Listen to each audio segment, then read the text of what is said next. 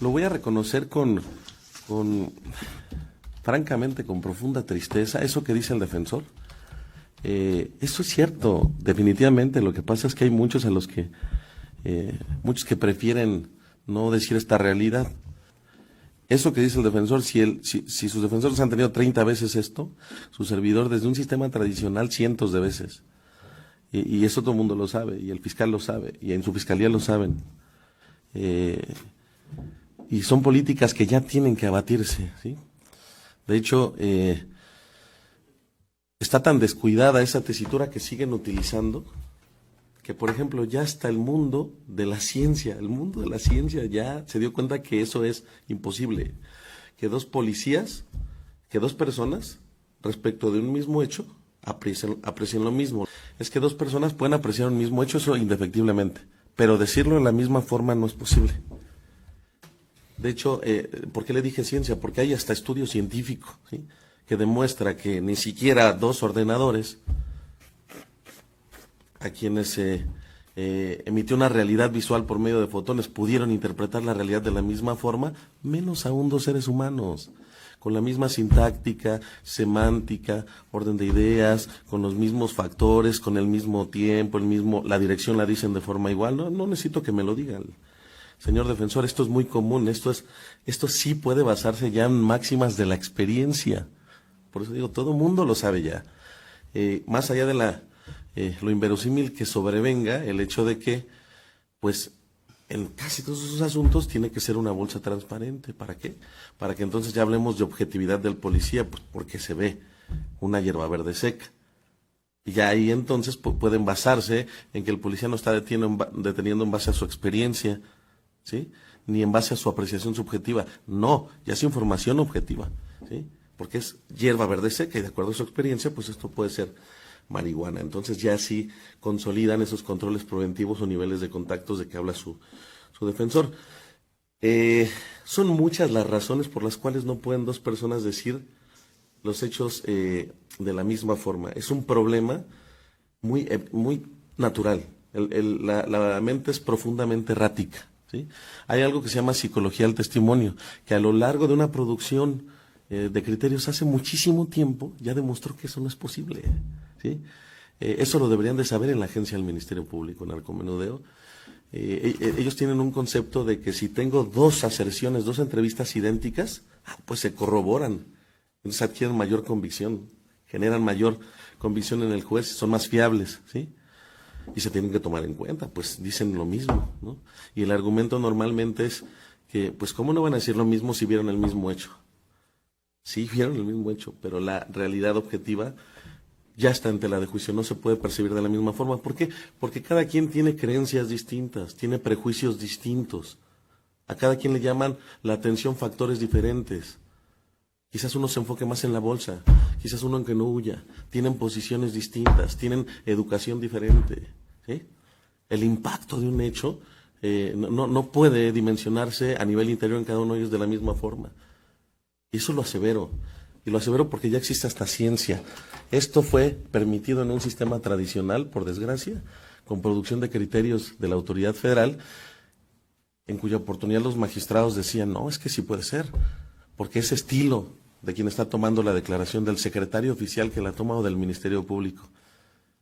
Es nada más triste que eso. Pero bueno, en este sistema estamos hablando de entrevistas y las entrevistas tienen que ser espontáneas. La gente llega y el Ministerio Público les pregunta de manera cerrada varias preguntas o de manera abierta qué sucedió.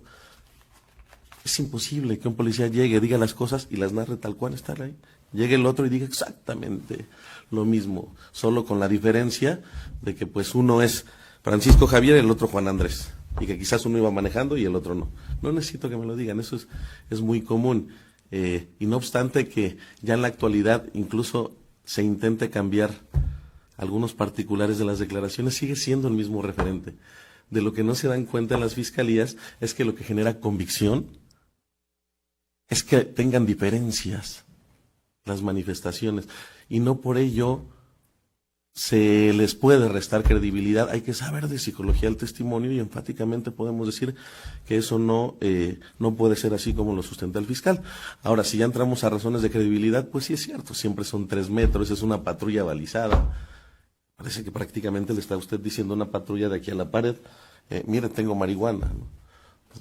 De verdad, es algo que sigue sucediendo y creo que va a seguir sucediendo porque pues por lo menos su servidor tiene tiempo resolviendo este particular de esa forma y no se cambia la tesitura. Entonces algún día la Procuraduría se va a tener cuenta que ya tiene que cambiar esas políticas. Y como pues es muy palmario lo que dice su defensor y lo comparto en este asunto, yo incluso voy a dar vista para que investiguen ya este tipo de situaciones y demuestren entonces si es posible que los primeros respondientes realmente se produzcan de la misma forma. Pero me anticipo a decirle que no lo es. Bueno, ya nos lo dijo la física cuántica, ¿no? Y es un ensayo de una universidad seria de Escocia, no es cualquier cosa así. Pero ni con la física cuántica en el campo del derecho nos gusta entender, ¿no? Seguimos con estos vicios y esta especie de prácticas. Además, no es solo eso, lo retienen a usted y la autorretención se dicta más de 30 horas después. Eso hay que alegarlo, defensores, esa práctica también. Es un interés muy álgido la libertad de su representado, hay que decirlo porque hay que abatirlo. Para que usted estuviera retenido en la oficina del Ministerio Público debe de estar esa retención legitimada con un auto de retención. Y se justifican diciendo que es que todavía no estaba el resultado en materia de química para saber si era marihuana. Yo no sé cómo piensan que necesitan ese resultado, o no sé si se los han sugerido, pero a ver, es la lógica de las medidas cautelares. Cuando se vincula por un delito que no sea de prisión preventiva oficiosa, el hecho que sea robo, que sea lesiones, que sea violencia, perdón, pero esto no genera en automático el entorno de las cautelares. Las cautelares tienen una lógica distinta, son riesgos procesales, y es lo que pasa con la retención. Es para neutralizar riesgos procesales, es una medida precautelar para que no se sustraiga, para que no obstaculice, para que no cause daños a víctimas, testigos, comunidad.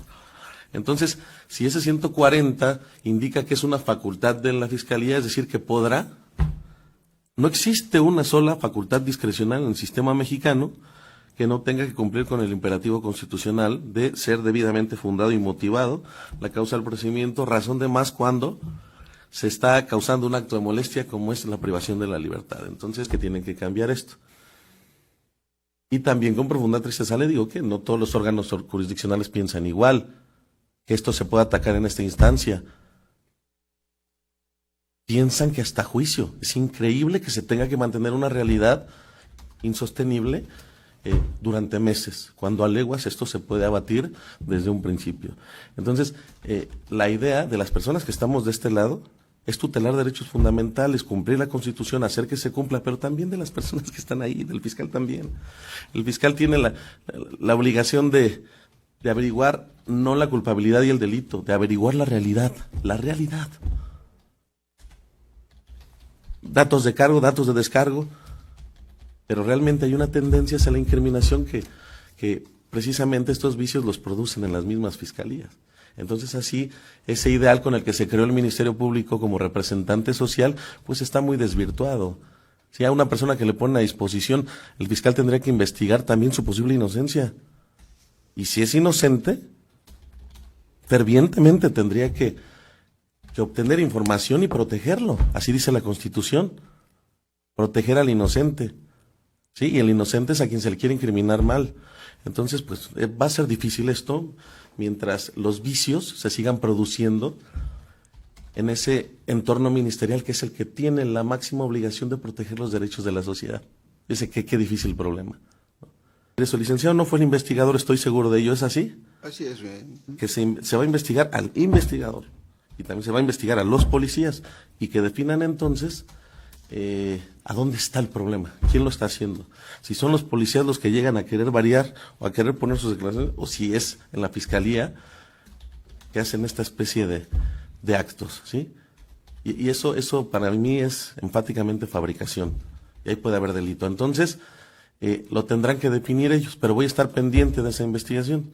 Y esto no nada más tiene que ser de este lado, licenciado, también tiene que ser del lado de ustedes, porque muchas veces aquí se resuelve, pero ya no le dan seguimiento porque pues ya se fue su cliente. No, la labor de la abogacía, ustedes como auxiliar de la justicia, auxiliares, pues va mucho más allá, es un sentido más altruista que otra cosa. Entonces, un segundo ya le doy el uso de la voz. Por estas razones ordeno su inmediata absoluta libertad. Ya no le puede perseguir el Ministerio Público para nada, es nula esta investigación. en todo su sentido y puede estar usted tranquilo de ello. ¿Tiene alguna duda? ¿Quiere decir algo, abogado? Sí, gracias, señoría. Nada más para efecto de, en primera instancia, agradecerle, y toda vez que está esto videograbado, como dice acertadamente, que nos sirva a nosotros como colitigantes a hacer argumentos sólidos y fehacientes con relación a lo que acaba usted de manifestar de la fabricación de delitos. ¿Por qué? Porque desafortunadamente en el mismo sentido, es el mismo contexto. Sin embargo, desafortunado para nosotros, con todo respeto de los unitarios, de los jueces, se limitan a decirnos única y exclusivamente que en este estadio procesal se reduce el estándar probatorio y con relación a la manifestación de la Fiscalía le da credibilidad y califica de legal las retenciones y las detenciones. Y efectivamente hizo falta un poquito por ahí con relación al argumento del fiscal, con relación a algunas precisiones que son totalmente diversas, con dolo, con animadversión y sin objetividad.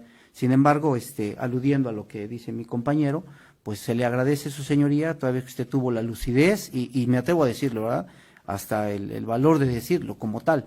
No hay esto y por esto, ¿no? Y digo, le agradezco totalmente la apreciación de que él hizo a la Fiscalía y a los hechos fácticos que supuestamente narraron, y que queda claro ahorita aquí que sí hay muchas deficiencias y que nuestro sistema de justicia penal pues no tiene lagunas como normalmente lo maneja la Fiscalía o la Procuraduría. Yo creo que es un buen sistema, solo hay que darle el buen enfoque, señoría. Claro. Le agradezco mucho, señoría. No tiene por qué agradecer. Al final los derechos son para respetarse, no son para exigirse siquiera. Se vulnera la libertad de las gentes, ¿no? Por desgracia, los derechos son para respetarse, no para exigirse, pero se tienen que exigir cuando esta idiosincrasia impera. Lo único que sí le quiero decir es, bueno, abogados, si eso le dice a alguien, pues créame que ya hay ciencia, hagan algo, ya hay ciencia. Yo no sé por qué los procesalistas, por ejemplo, que tanto libro producen, ¿por qué no optan también por ya traer la ciencia hacia el terreno del derecho, que es subjetivo? Y ya superan estas realidades y hacen que cambie forzosamente la Fiscalía. Yo fui así de empático porque estoy seguro de lo que se carece mucho de inteligencia emocional. No todo es razonabilidad. La inteligencia emocional también implica esas habilidades sociales para identificar. Quien está haciendo mal hay que decirlo, sin tapujos, ¿sí? Eso no es falta de prudencia. Es que la idea es construir un mejor contexto, y también esa inteligencia emocional hace que se pueda ser más sensible sin perder la imparcialidad con las personas. Pero una sensibilidad en el sentido de realmente verificar qué está haciendo un policía, qué está haciendo un fiscal, qué son el Estado en contra de un individuo con una realidad así, por favor. Entonces, pues, es materia de ustedes, licenciado. Yo siempre he dicho que el juez los controla a ustedes, pero ustedes controlan al juez, no es la sala ni el amparo, son ustedes. Entonces se necesita mayor capacidad argumentativa, mayor enfoque, e irse a mayores instancias más allá de que ya hayan ganado un asunto, ¿no? Claro. Licenciados, petición final. Pues súper, mi compañero. Adelante, ustedes, si gusta. Pues únicamente copias de audio y videos, señoría, y agradecer su valor de habernos escuchado. Gracias. Por valores es mi función nada más, licenciado. Licenciado. Sí, muchas gracias, señoría.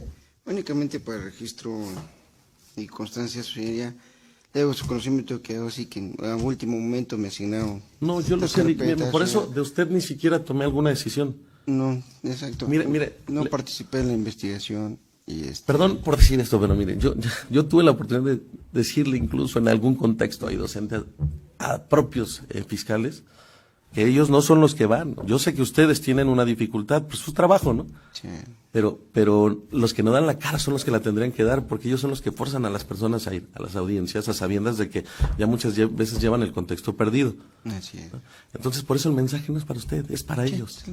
¿No?